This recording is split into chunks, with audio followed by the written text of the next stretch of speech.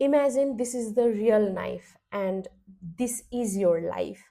तपाईँले प्रार्थना गर्नुहुन्छ, प्रे गर्नुहुन्छ भगवान्सँग, प्लिज यो निकालिदेऊ मेरो लाइफबाट, please I don't want it any more, please God please just निकालिदेऊ मेरो लाइफबाट। तर तपाईँ यो जति निकाल्न खोज्यो नि तपाईँलाई त्यति नै पेन हुन्छ, दुःख हुन्छ, गाह्रो हुन्छ। सो भगवान्ले के गर्नुहुन्छ थाहा छ? भगवान्ले तपाईँलाई लेसन सिकाउनुहुन्छ to let it go. And त्यसपछि भगवान्ले तपाईँको लाइफबाट यो knife निकाल्नुहुन्छ easily.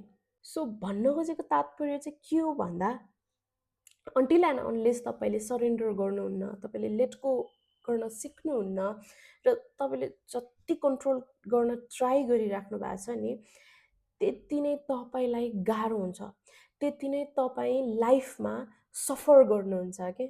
So just try to let it go. जस्तो सिचुएसन होस्, जेसुकै होस्, जस्ट लेट इट गो।